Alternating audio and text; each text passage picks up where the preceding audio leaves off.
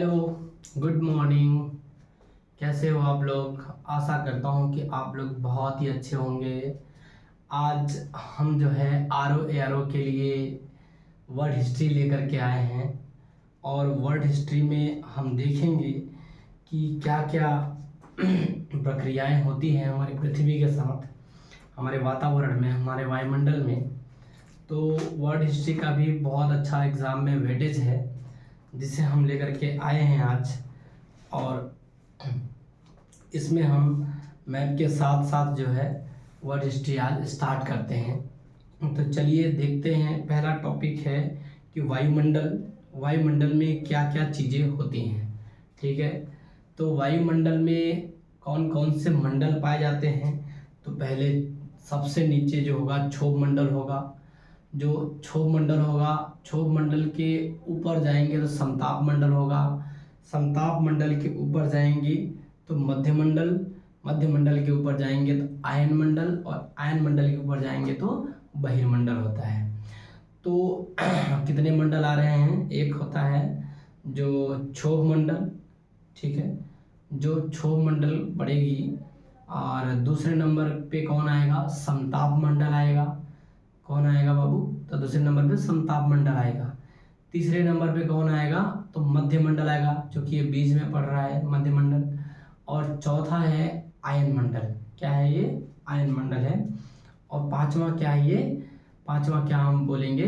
तो पांचवा बहिर्मंडल है, जो सबसे ऊपर होता है। क्या होता है? बहिर्मंडल सबसे बाहर होता है। अब हम देखेंगे कि वर्ल्ड हिस्ट्री में वायुमंडल क्या होता है। तो वायुमंडल जो होता है बाबू, वो गैसों का मिश्रण होता है। वायुमंडल क्या होता है? गैसों का मिश्रण होता है। अब कौन कौन सी गैस वायुमंडल में पाए जाते हैं? नाइट्रोजन एक ऐसा गैस है जो 78% 78% पाया जाता है, 78% पाया जाता है नाइट्रोजन। और उसके बाद में आता है दूसरे नंबर पे ऑक्सीजन, जो हमारे लिए बहुत अति आवश्यक है जीने के लिए। ऑक्सीजन 21% पृथ्वी पे हमारा वायुमंडल में ऑक्सीजन पाया जाता है। उसके बाद में तीसरे नंबर पे 0.9% ऑर्गन आते हैं। क्या आते हैं बाबू? 0.9% आर्गन आते हैं। और कार्बन डाइऑक्साइड का जो 0.02% आते हैं। उसके बाद कुछ धूल कण कर, थोड़ा बहुत धूल कण होकर के आते हैं। तो हम आज देख लिए कि वायुमंडल बना कैसे है। तो गैसों का मिश्रण है वायुमंडल।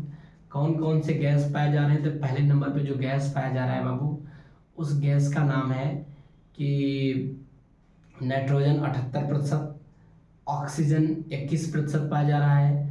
आर्गन जो है 0.9%, हाँ सॉरी, आर्गन 0.9% पाया जा रहा है। और उसके बाद में कार्बन डाइऑक्साइड 0.02% पाया जा रहा है। और थोड़े से धूल कण पाए जा रहे हैं। तो ये हमारे जो है वायुमंडल बन गए। अब हमारे वायुमंडल के कारण जो है दिन की अवधि 4 मिनट बढ़ जाती है। वायुमंडल के कारण ही दिन की अवधि कितने मिनट बढ़ जाती है बाबू? 4 मिनट बढ़ जाती है। अब हम देखेंगे कि हमारा सबसे पहला मंडल जो आएगा, सबसे नीचे मंडल जो पड़ेगा, वो 8 से 18 किलोमीटर के रेंज में पड़ता है। 8 किलोमीटर से लेकर के 18 किलोमीटर के रेंज में पड़ेगा। और जिसका एवरेज, जिसका औसत हाइट उसकी होती है 14 किलोमीटर। कितनी होती है बाबू? तो 14 किलोमीटर होती है। और उसका नाम है क्षोभ मंडल। क्षोभ मंडल को हम इंग्लिश में बोलेंगे ट्रोपोस्फियर। देखो एग्जाम में क्या होता है, कंफ्यूजन करने के लिए एग्जामिनर जो है ट्रोपोस्फियर लिख देगा। तो क्षोभ मंडल को हम क्या बोलेंगे? ट्रोपोस्फियर। तो क्षोभ को हम याद कैसे करेंगे? ट्रोपोस्फियर, क्षोभ ट्रोपोस्फियर के नाम से हमको क्या करना है? उसको याद कर लेना है। और इसकी एवरेज जो हाइट बता दिया कि 14 किलोमीटर ऊपर तक जो क्षोभ मंडल पाया जाता है। अब क्षोभ मंडल में क्या होता है, तो ध्यान से देखना है। गर्मी के दिनों में क्षोभ मंडल की ऊंचाई क्या हो जाती है बाबू? बढ़ जाती है। जब हम गर्मी के दिन में देखेंगे तो क्षोभ मंडल की ऊंचाई क्या हो जाती है? बढ़ जाती है। अब तो उसका रिवर्स हो जाएगा। ठंडी के दिनों में क्षोभ मंडल की ऊंचाई क्या हो जाती है? घट जाती है। जब गर्मी के दिन में क्षोभ मंडल की ऊंचाई बढ़ेगी तो ठंडी में तो क्या होगा? सिकुड़ जाएगा। ठीक है, तो क्या हो जाएगी, घट जाएगी। और गर्म हवाओं का ऊपर नीचे जाना, ठीक है, तो गर्म हवा ऊपर नीचे जाती रहती है। अब क्षोभ मंडल में जो प्रक्रियाएं क्या क्या हो रही हैं हम उसके बारे में देखेंगे। तो जो पक्षियां उड़ती हैं किस मंडल में उड़ती हैं बाबू, तो क्षोभ मंडल में उड़ती हैं। किस में उड़ती हैं, क्षोभ मंडल में। हेलीकॉप्टर जो उड़ते हैं वो भी क्षोभ मंडल में। बादल बनते हैं क्षोभ मंडल। मौसम की लगभग जितनी भी घटनाएं होती हैं वो सारे के सारे क्षोभ मंडल में होती हैं। अब इसी कारण जो है क्षोभ मंडल को हम क्या कहते हैं बाबू, संवहन मंडल या तो परिवर्तन मंडल कहते हैं। संवहन मंडल कहेंगे या तो हम क्या कहेंगे बाबू, परिवर्तन मंडल कहेंगे। और 165 मीटर यदि आप ऊंचे जाएंगे तो 1 डिग्री सेल्सियस में कमी हो जाती है। 1 डिग्री सेल्सियस में क्या हो जाती है बाबू, कमी आती है। क्षोभ मंडल में यदि आप 165 मीटर ऊपर गए, ठीक है, एक तो क्या हो जाएगा आपको 1 डिग्री सेल्सियस की क्या हो जाएगी बाबू, कमी हो जाएगी। अब हम दूसरा टॉपिक देखते हैं, समताप मंडल। समताप मंडल, तो इसकी एवरेज हाइट के बारे में जब बात करेंगे, एवरेज हाइट 30 से 40 किलोमीटर है। कितना है सर, 30 से 40 किलोमीटर है। लेकिन पूरी हाइट कहाँ तक, 50 किलोमीटर तक आपको मिलेगा। कहाँ तक मिलेगा, 50 किलोमीटर तक चलेगा। और अब यहाँ पे वायुयान, समताप मंडल में वायुयान आपको उड़ते हुए दिखते हैं समताप मंडल में। और समताप मंडल में ही क्या उनसे ओजोन गैसें हैं। ओजोन गैसें क्या होती है, ऑक्सीजन। ओजोन गैसें जो होती हैं इसमें क्या करना है, ध्यान से देखना है, अल्ट्रावायलेट पराबैंगनी किरणों से रक्षा करती है। ओजोन गैस क्या करती है, हमारी जो अल्ट्रावायलेट पराबैंगनी किरण है, जो सूर्य का प्रकाश आता है पृथ्वी पे, जो हमारे लिए अच्छी किरणें नहीं होती हैं, उसको जो है रोकता है, उसको छान करके पृथ्वी पे भेजता है। तो उसे हम क्या, वो किस लिए ज़रूरी है ओजोन, हमारे अल्ट्रावायलेट किरणों को रोकता है। अल्ट्रावायलेट पराबैंगनी किरणों को क्या करता है, रोकता है। कौन रोकता है बाबू, ये ओजोन गैसेस रोकता है। ओजोन की मोटाई डाप्सन में मापी जाती है। यदि ओजोन गैस की मोटाई मापी जानी होती है तो डाप्सन एक प्रक्रिया है, उसके वजह उसके हम उससे नाप सकते हैं। और गर्मी के दिन में ओजोन की मोटाई घट जाती है। जब हम गर्मी के दिन में देखेंगे तो ओजोन की जो मोटाई होती है वो घट जाती है। गर्मी के दिन में ओजोन की मोटाई क्या होती है बाबू, ये घट जाएगी। और ओजोन डे मनाया जाता है 16 सितंबर को। 16 सितंबर का एक ऐसा दिन आएगा 16 सितंबर को जिसको हम ओजोन डे मनाया जाएगा, ओजोन दिवस मनाया जाएगा। तो आशा करता हूँ कि समताप मंडल के बारे में आप लोग समझ चुके होंगे। समताप मंडल जो ज़्यादा से ज़्यादा हाइट है आपको पता है 50 किलोमीटर है, एवरेज 30 से 40 किलोमीटर है। और उसके बाद में वायुयान यहाँ पे उड़ाया जाता है। यहाँ पे ओजोन गैस भी पाया जाता है जो हमारे पृथ्वी पे आने वाली पराबैंगनी किरणों को अवशोषित कर लेता है, जो हमारे लिए बहुत अति आवश्यक है ओजोन गैस का रहना। और ओजोन डे मनाया जाता है 16 सितंबर को मनाया जाता है। और गर्मी के दिन में ओजोन की मोटाई क्या होती है बाबू, घट जाती है। इतनी सारी चीज़ें थी। अब हम आते हैं मध्य मंडल को। मध्य मंडल को इंग्लिश में बोलते हैं मीसोस्फीयर। क्या बोलते हैं बाबू, मेसोस्फीयर। इसकी हाइट ज़्यादातर जाएगी तो 80 किलोमीटर तक। कितना जाएगी बाबू, 80 किलोमीटर। अब आपको पता है कि बहुत ऊपर जाने पे क्या होता है कि ठंडा हो जाता है, बहुत ज़्यादा कोल्ड हो जाता है। 80 किलोमीटर तक आप मध्य मंडल में जाएंगे। और इसके बाद में आता है आयन मंडल। चौथे नंबर पे आप देखेंगे तो आयन मंडल आता है। और आयन मंडल को आयनोस्फीयर बोलते हैं। अ से आयन, अ से आयनोस्फीयर बोलते हैं आयन मंडल को। और इसकी ऊंचाई देखेंगे आप 640 किलोमीटर तक है। आप सोचो कि पृथ्वी के मतलब ऊपर कितने मतलब दूर तक जो है वायुमंडल हमारा, 640 किलोमीटर तक आप जाएंगे तो हम आयन मंडल पाएंगे। उसको क्या बोलते हैं? आयनोस्फीयर बोलते हैं। क्या बोलते हैं बाबू? आयनोस्फीयर बोलते हैं। तो जो PSLV उपग्रह होते हैं ये सब आयन मंडल में ही छोड़े जाते हैं। कहाँ छोड़े जाते हैं बाबू? आयन मंडल में ही छोड़े जाते हैं। कास्मिक किरण पाई जाती है आयन मंडल में ही, कास्मिक किरण पाई जाती है। एग्जामिनर आपको बोलेगा कि कास्मिक किरण किस मंडल में पाया जाएगा, तो आयन मंडल में ही पाया जाएगा। सबसे ज़्यादा भेदन क्षमता होती है, ठीक है, सबसे ज़्यादा भेदन क्षमता होती है कास्मिक किरण की, और सबसे गहन मात्रा में रेडियो तरंगे होती है। तो कास्मिक किरण की सबसे ज़्यादा भेदन क्षमता होगी, ठीक है। और दूसरी चीज़, तीसरी जो है रेडियो तरंगे, रेडियो तरंगे की गहन मात्रा आयन मंडल में पाई जाएगी। जो हम रेडियो सुनते हैं वो कहाँ से प्रसारित होते, तो वो आयन मंडल से ही प्रसारित होगा। और ISS जो इंटरनेशनल स्पेस स्टेशन है, ISS इंटरनेशनल स्पेस स्टेशन भी यहीं पे मिलेगा, आयन मंडल में मिलेगा। इलेक्ट्रॉन, न्यूट्रॉन और प्रोटॉन भी यहीं चक्कर लगाते हैं। और अंतरिक्ष स्टेशन है ये, अरोरा नामक रोशनी भी आयन मंडल में मिलेगी। तो अंतरिक्ष स्टेशन कहाँ देखने को मिलेगा बाबू? आयन मंडल में। अरोरा नामक रोशनी कहाँ देखने को मिलेगी? आयन मंडल में देखने को मिलेगी। इंटरनेशनल स्पेस स्टेशन भी आयन मंडल में ही देखने को मिलेगा। और रेडियो तरंगे भी वहीं से प्रसारित होंगी। और सबसे ज़्यादा भेदन क्षमता वाली किरणें, कास्मिक किरणें भी आयन मंडल में ही देखने को मिलेगी। PSLV पोलर उपग्रह भी आयन मंडल में ही देखने को मिलेगा। कहाँ मिलेगा बाबू? आयन मंडल में ही देखने को मिलेगा। अब हम आगे देखते हैं बहिर्मंडल। बहिर्मंडल, अब ये तो बहिर माने बहुत बाहर की बातें है। तो रेडियो का संचार जो होता है, रेडियो की जो कम्युनिकेशन होती है वो बहिर्मंडल से ही होती है। और सबसे कम गैस पाया जाता है तो बहिर्मंडल में पाया जाता है।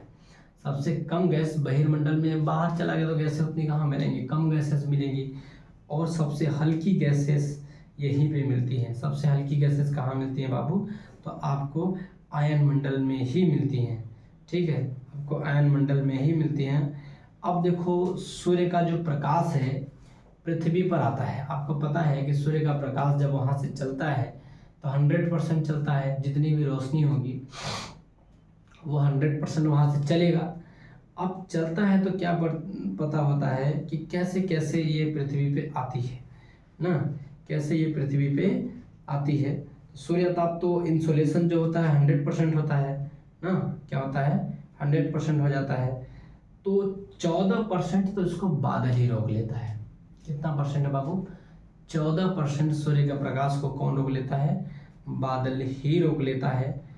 और 27% जो है एल्बिडो के रूप में, 27% और प्लस 6% प्लस 2%, लगभग कितना बाबू?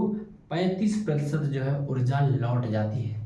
35% ऊर्जा लौट जा रही है। और उसके बाद में 14% बादल के रूप में बादल सोख लेता है। पृथ्वी पर ऊर्जा कितनी आ रही है? 51% आ रही है। कितनी आ रही है बाबू? 51% आ रही है। अब सोचो, 100% इंसुलेशन जो होता है, सूर्य का ताप होता है 100% होगा। लेकिन अब देखो 27% प्लस 6% प्लस 2% एल्बिडो के रूप में पृथ्वी से वापस लौट जाता है ऊर्जा। पृथ्वी से क्या होता है? ऊर्जा वापस लौट जाता है। और हमारा जो बादल छाए हुए होते हैं, और बादल क्या करते हैं? 14% जो है सूर्य का प्रकाश वो अवशोषित कर लेते हैं, जिससे हमारे पास ऊर्जा कितने आ पा रहे हैं? टोटल 51% ही ऊर्जा आ पा रहे हैं। सोचो, इतनी धूप है, इतनी गर्मी है, 51% से ही यदि 100% आने लगता तो सोचो क्या होता हम लोग का। जिंदगी तबाह हो जाती। जिंदगी क्या हो जाती? तबाह हो जाती। और मानव, पेड़ पौधे कुछ भी नहीं होते, ठीक है। आगे अब हम देखेंगे कि हमारी जो पृथ्वी है वो क्या है? पूरा गोल तो नहीं है, लच्छाकार है। कैसा है? लच्छाकार है। जैसे लच्छा, बच्चे लच्छा पहनते हैं ना, उस तरीके की हमारी पृथ्वी क्या है? ऐसे है। अब पृथ्वी के बीचों बीच एक 0 डिग्री की रेखा गई है। कितने डिग्री की बाबू? 0 डिग्री की रेखा गई है। तो इसको हम क्या बोलेंगे? इसको बोलेंगे भूमध्य रेखा। क्या बोलेंगे? भूमध्य रेखा। भूमध्य रेखा, या तो हम बोल देंगे विषुवत रेखा। क्या बोलेंगे बाबू? विषुवत रेखा। क्या बोलेंगे? विषुवत रेखा। या तो हम भूमध्य रेखा बोल देंगे या तो विषुवत रेखा बोलेंगे। ठीक है। अब 0 डिग्री से हम 10 डिग्री जाएंगे, ऐसे 10 डिग्री जाएंगे ऊपर नीचे, तो ये ITCZ का क्षेत्र होता है। ITCZ ये किसका क्षेत्र होता है बाबू? ITCZ का क्षेत्र होता है।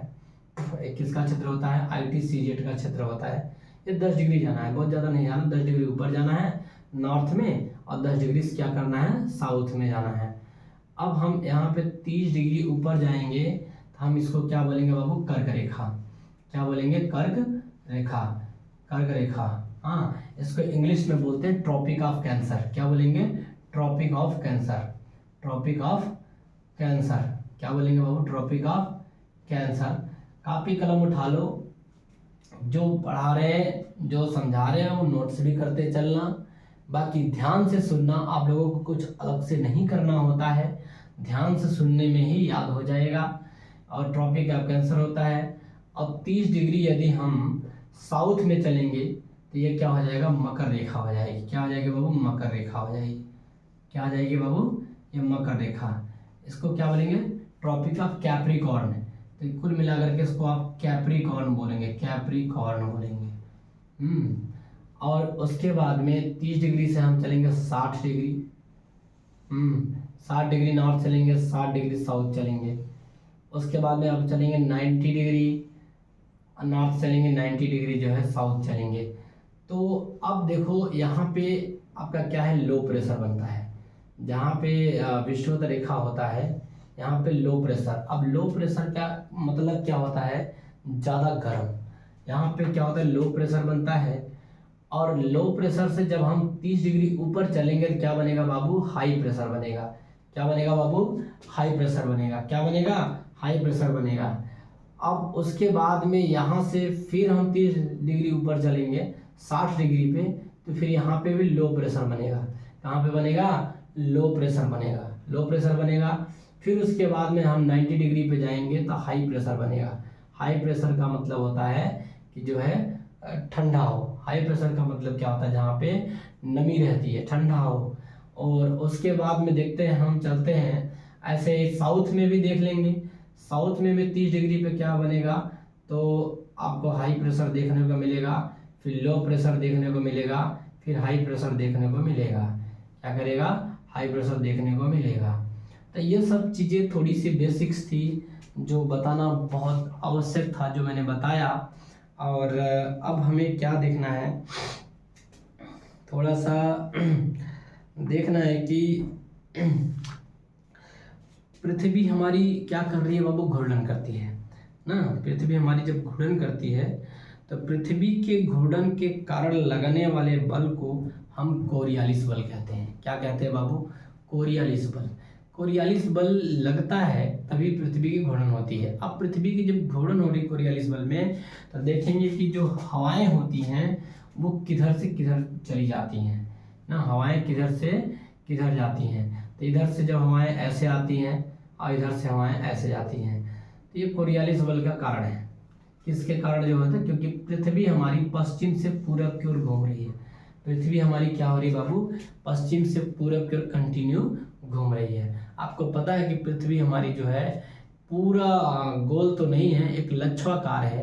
क्या है? कैसा है बाबू? एक लच्छवाकार है पृथ्वी हमारा। ठीक है। अब एक फेरल का नियम होता है। फेरल का नियम होता है कि जैसे फेरल का नियम क्या होता है बाबू? देखो ऐसे क्या होता है? ये ऐसे बना, जब ऊपर होगा तो ये ऐसे झुका होगा, ऐसे होगा ना। तो राइट साइड झुका होगा। किधर होगा?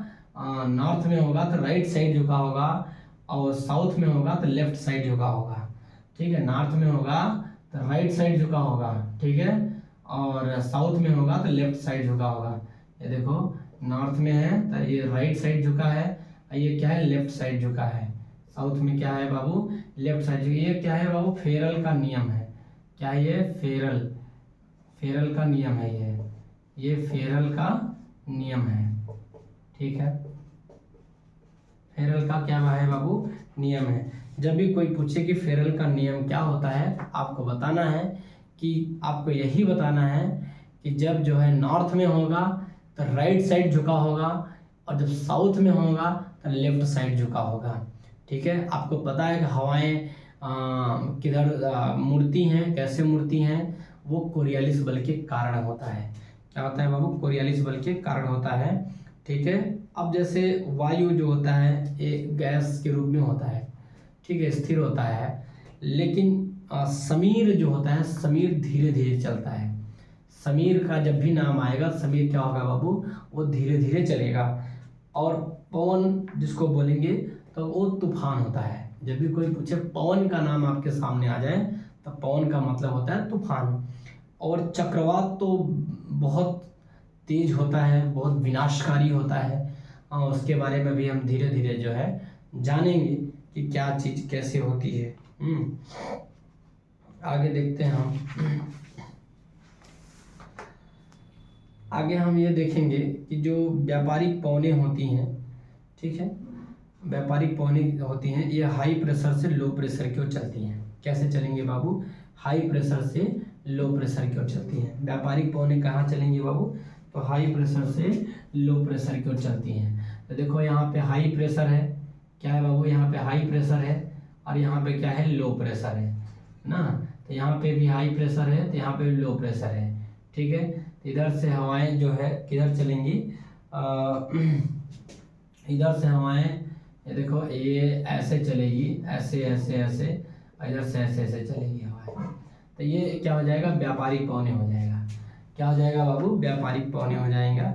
और ये पवनें विषुवत रेखा से टकराकर ऊपर चली जाती हैं। जब विषुवत रेखा से ऐसे जाएंगी, एक इधर से आएगी, एक इधर से पवनें आएंगी, विषुवत रेखा से टकराएंगी और ऊपर चली जाती हैं। क्या हो जाती है बाबू, ऊपर चली जाती हैं। अब कुछ पछुआ पवनों के हम नाम जानना चाहेंगे कि पछुआ पवन के कुछ नाम क्या क्या होते हैं। जब 40 डिग्री पे होगा पछुआ पवन, तो उसको हम क्या बोलेंगे, रोरिंग। क्या बोलेंगे, रोरिंग गरजता चालीसा। 40 डिग्री पे क्या होगा, रोरिंग गरजता चालीसा होता है। उसके बाद आता है 50 डिग्री पे भयंकर पचासा। क्या बोलेंगे, भयंकर पचासा या प्रचंड पचासा बोलेंगे 50 डिग्री पे। और ये पछुआ पवनों के नाम है, ध्यान देना। हाँ, इसको वेस्टर्न विंड बोलेंगे, पछुआ पवनों के नाम है। 60 डिग्री पे क्या बोलेंगे बाबू, चिखता साठा। 60 डिग्री पे क्या बोलेंगे हम, चिखता साठा, इसको स्ट्रीकिंग बोलते हैं, इंग्लिश में क्या बोलते हैं, स्ट्रीकिंग, चिखता साठा। ये सब क्या है बाबू, पछुआ पवनों के नाम थे। अब हम पवन क्या क्या चीज, पवन कैसे होते हैं, तो पवन 3 प्रकार के, एक स्थायी पवनें होती हैं, एक अस्थायी पवनें होती हैं, और एक स्थानीय। स्थानीय का मतलब लोकल पवनें होती हैं। 3 प्रकार के होगा, एक स्थायी होगा, एक अस्थायी होगा, और तीसरा क्या होगा, लोकल होगा, जो स्थानीय होगा। ठीक है, स्थायी पवनों में क्या क्या होते हैं, व्यापारिक पवनें मिलेंगे आपको, पछुआ पवनें मिलेंगे, और पूर्वा पवनें मिलेंगे। व्यापारिक पवन मिलेगा स्थायी में, पछुआ और पूर्वा। तो ये व्यापारिक, पछुआ और पूर्वा तीनों क्या है बाबू, ये स्थायी हैं। क्या है बाबू, ये परमानेंट स्थायी हैं। और अस्थायी में एक मानसून आता है, एक समीर आता है। तो अस्थायी में क्या होता है बाबू, एक मानसून आता है और एक समीर आता है।